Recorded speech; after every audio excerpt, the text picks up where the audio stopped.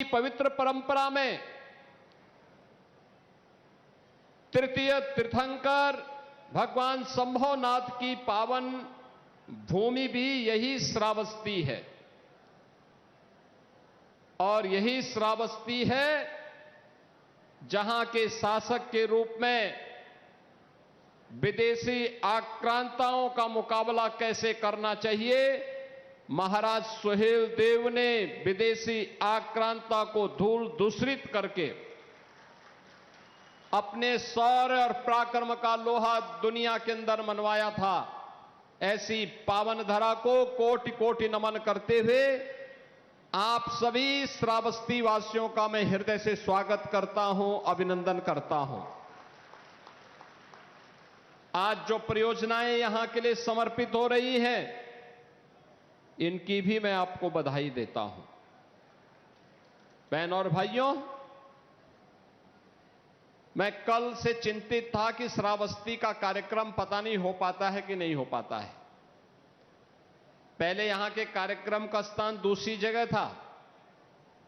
जब वहां पूरा पानी भर गया भारी बरसात के कारण, तो कार्यक्रम यहां शिफ्ट हुआ। और देखो मां जानकी का कितना आशीर्वाद है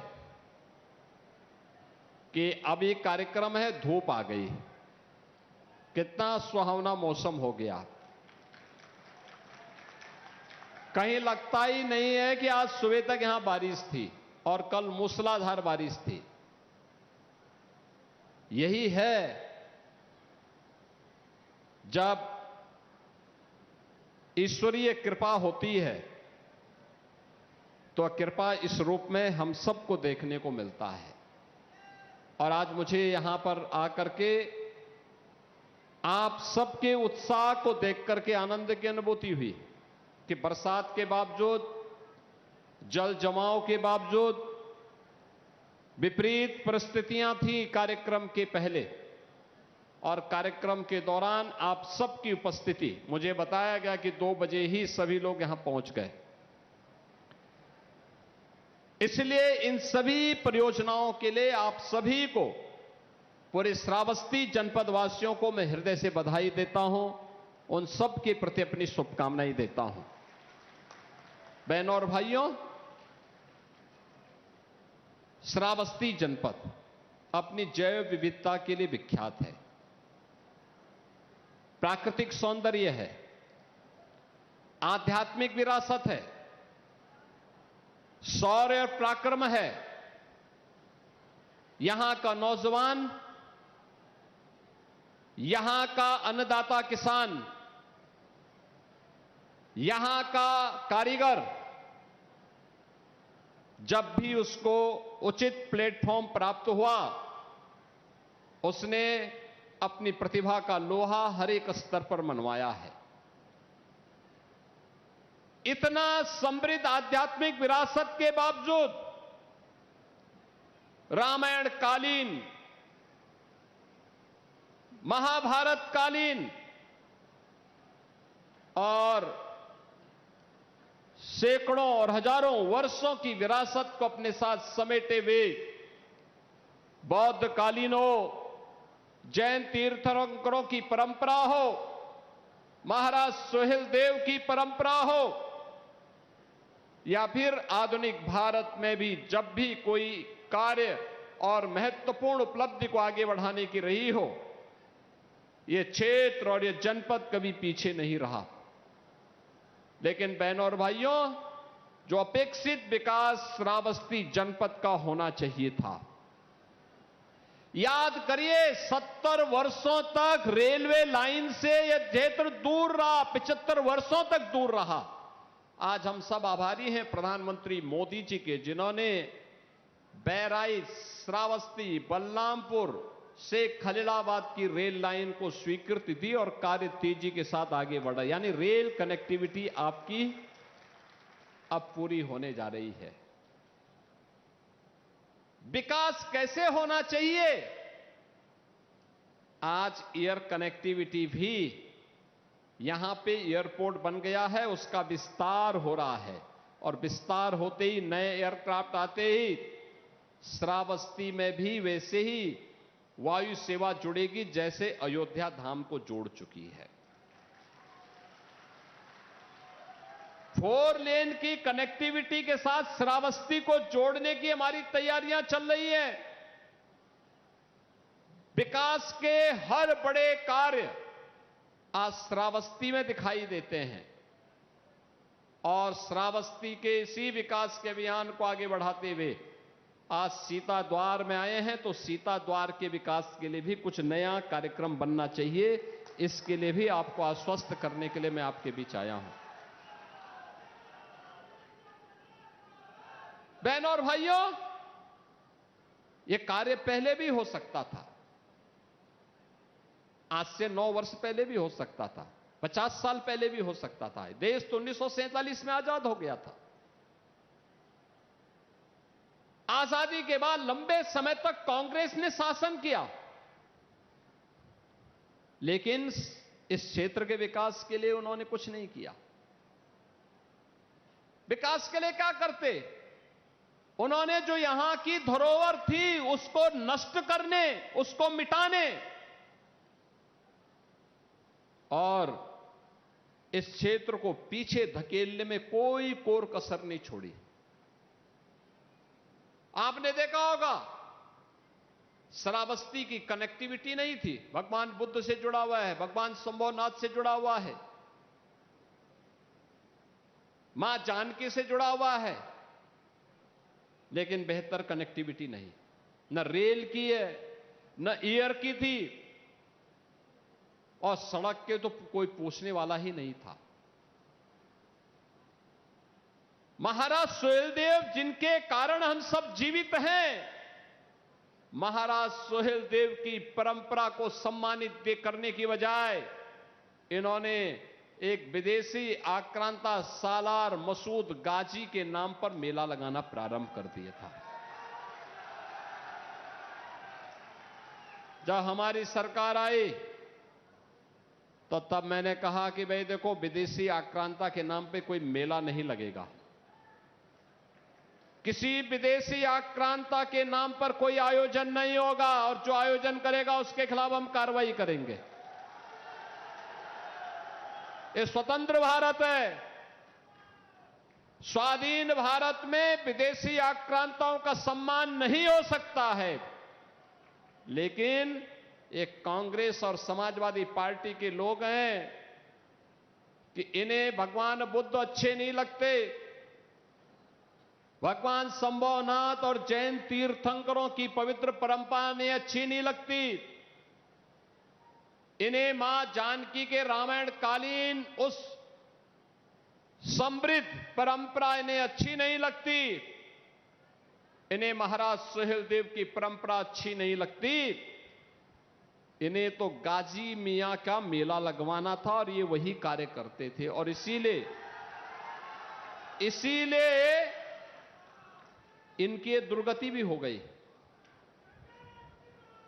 इसीलिए दुर्गति भी हुई है।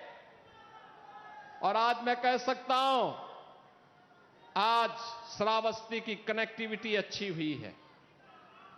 बहनों और भाइयों, ये जो कार्य आज श्रावस्ती में दिखाई देता है, इसके लिए समय निकालना पड़ता है, समय देना पड़ता है, उसकी समीक्षा करनी पड़ती है, लगातार पैरवी करनी पड़ती है। रामफेरन पांडे जी, साकेत मिश्रा जी, प्रज्ञा त्रिपाठी जी,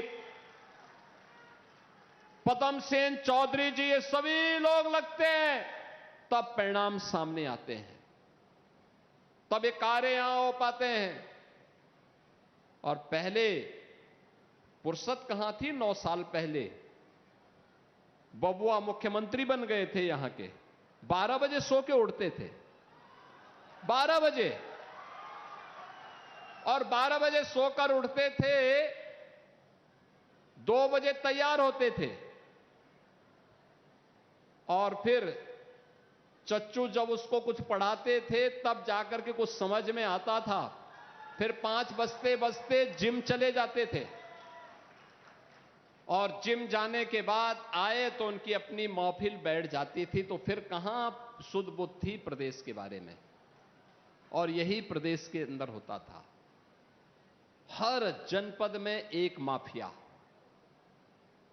हर थाने में एक गुंडे का कब्जा हो जाता था। तहसीलों में भू mafia, land mafia, sand mafia, one mafia, पशु माफिया, इनका कब्जा हो जाता था। आम जनता टकटकी लगाई देखती रहती थी। न किसी गरीब को राशन, न स्वास्थ्य की सुविधा, न पेंशन की सुविधा, न मकान की सुविधा, न शौचालय की सुविधा। नौजवान की नौकरी में ये सेंध लगाते थे। अन्नदाता किसान को योजना से वंचित करके बदहाल करते थे और कारीगरों को अपमानित करते थे। परिणाम क्या था? यूपी बीमार हो गया, श्रावस्ती उससे भी बदहाल हो गया। विकास के पायदान पर पिछड़ते पिछड़ते दुर्गति हो गई। जब प्रधानमंत्री जी ने देश के अंदर 100 ऐसे जनपदों की सूची निकाली जो सबसे पिछड़े हैं पूरे देश के अंदर, उसमें से श्रावस्ती भी एक था। उनमें श्रावस्ती भी एक था।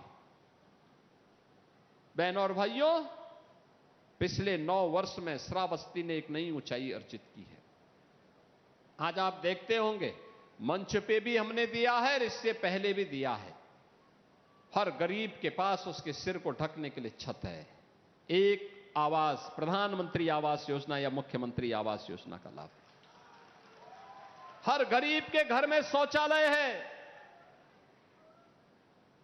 हर गरीब के लिए आयुष्मान भारत की सुविधा है, और जिसको आयुष्मान भारत की सुविधा में आच्छादित नहीं हो पाया है तो मुख्यमंत्री जन आरोग्य योजना में उसमें भी आच्छादित नहीं हो पाया है तो मुख्यमंत्री राहत कोष से पैसा हम लोग देते हैं। जनप्रतिनिधि लिख दे, कोई पदाधिकारी लिख दे, या कोई आम जनता भी लिख देता है तो हम जिलाधिकारी के पास भेजते हैं कि भाई 3 दिन के अंदर इसकी रिपोर्ट दो, और तत्काल पैसा उसके पास हॉस्पिटल में भेज दिया जाता है।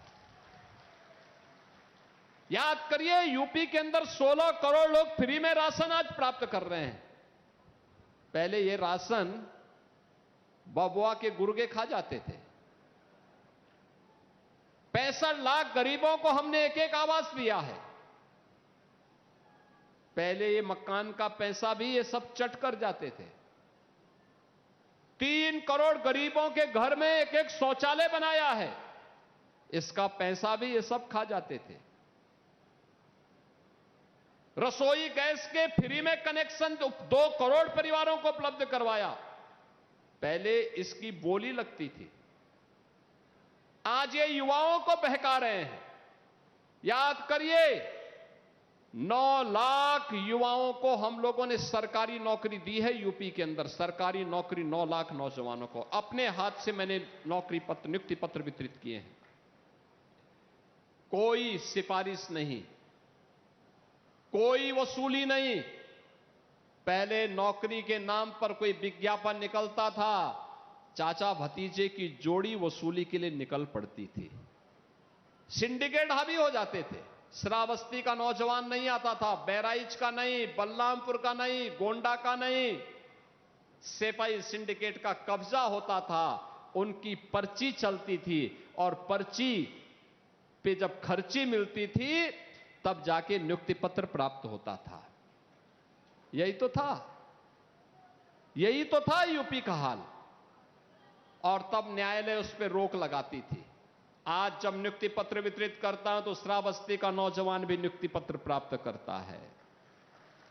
याद करना, यूपी पुलिस हो, शिक्षक की भर्ती हो, आंगनवाड़ी भर्ती हो, या Uttar Pradesh public service commission या अधीनस्थ सेवा चयन आयोग की किसी भी परीक्षा में श्रावस्ती के नौजवान को भी सरकारी नौकरी मिलती है। आज निवेश केवल एनसीआर में नहीं, श्रावस्ती में भी निवेश होता है। आज माफिया नहीं, बल्कि 1 डिस्ट्रिक्ट 1 प्रोडक्ट है, और अभी हम 1 डिस्ट्रिक्ट 1 मेडिकल कॉलेज की तरफ भी, श्रावस्ती की तरफ भी आ रहे हैं। अब मच्छर और माफिया का आतंक नहीं है। अब तो एस्पिरेशनल डिस्ट्रिक्ट से आपका श्रावस्ती इंस्पिरेशनल डिस्ट्रिक्ट बनकर के एक नई चमक के साथ देश और दुनिया को अपनी ओर आकर्षित कर रहा है। और बहनों और भाइयों, इसी के लिए मैं आपके पास आया हूं। हमने पहले दिन कहा था ना, जब मुख्यमंत्री की शपथ ली थी, हमने कहा था अपराध और अपराधियों के प्रति जीरो टॉलरेंस रहेगी। इस छांगुर को हम लोगों ने यही बलरामपुर में पकड़ा था। कैसा बेवकूफ बनाता था, छद्मवेश में कालनेमी के रूप में रहता था। पकड़ करके जेल के अंदर ठूंसा है उसको। उसके द्वारा जो अनैतिक और अवैध कार्य किए जा रहे थे, सब पर बुलडोजर चल करके आज स्वाहा हो चुका है। अब छांगुर और उसके गुर्गे धराशायी हो चुके हैं। और हमने कहा था कि बेटी और व्यापारी की सुरक्षा में सेंध लगाएगा तो उसके लिए दो ही जगह होगी, या जेल होगा या जहन्नुम होगा। और बहनों और भाइयों, आज उत्तर प्रदेश में आप देखते होंगे सुरक्षा, निवेश हो रहा है, नौजवान के लिए नौकरी मिल रही है, हर जिले में स्वतः रोजगार और के अवसर उपलब्ध हो रहे हैं। वन डिस्ट्रिक्ट वन प्रोडक्ट ने नई संभावनाओं को विकसित किया है।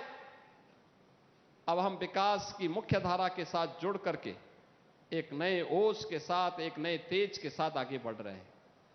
बहनों और भाइयों, इसी विश्वास के साथ आज हम सब आपके पास आए हैं, आपसे कहने के लिए यह कार्य इसलिए संभव हो पाया है कि आपने श्रावस्ती से विधायक अच्छा दे दिया तो पैरवी कर लेते हैं। अगर भिनगा में भी बीजेपी का विधायक होता ना, तो श्रावस्ती में और भी बड़ी बड़ी योजनाएं आ सकती थी। ये कहां सपा वालों को कहां फुर्सत है विकास की पैरवी करने की? कहां पैरवी है? इनके सब लूट खसोट के अवैध धंधे तो पहले सरकार चौपट कर चुकी है। अब ये किसी प्रकार से अपने अनैतिक कारोबार को दुम दबा करके छुपे रहते हैं, क्योंकि इन्हें मालूम है जो गलत है वह गलत होगा, उसका परिणाम उनको भुगतना ही होगा। और बहनों और भाइयों, इसीलिए विकास के पायदान पर आगे बढ़ने के लिए, श्रावस्ती की इस लंबी छलांग के लिए मैं श्रावस्ती को बधाई भी देता हूं। तेजी के साथ आगे बढ़ रहा है विकास की प्रक्रिया के साथ। याद करिए, आकांक्षी विकास खंडों में जो देश भर में 500 ऐसे विकास खंड चुने गए हैं, उनमें श्रावस्ती का विकास खंड विकास के पायदान पर नंबर 1 पर आया है। यह आपकी आज की पहचान है। सरकार बदली तो तेजी के साथ श्रावस्ती विकास के पायदान पर आगे बढ़ते हुए दिखाई दे रहा है। और इसीलिए आपसे कहने के लिए आया हूं, बहनों और भाइयों, विकास ये डबल इंजन सरकार की प्राथमिकता है। प्रधानमंत्री मोदी जी कहते हैं विरासत और विकास का समन्वय ही हमारे उज्जवल भविष्य को तय कर देगा। हम विरासत को विस्मृत करके अपने उज्जवल भविष्य की परिकल्पना नहीं कर सकते। हमें दोनों में समन्वय बनाना पड़ेगा। और उस समन्वय की दृष्टि से आज श्रावस्ती जनपद में आकर के मुझे बहुत प्रसन्नता की अनुभूति हुई। पिछली बार भी मैं यहां आया था, अच्छा कार्य चल रहा है, लेकिन इस गति को बढ़ाने की दिशा में दोनों विधायक डबल इंजन सरकार की तरफ हों तो विकास की गति भी डबल हो जाएगी, स्पीड डबल हो जाएगी।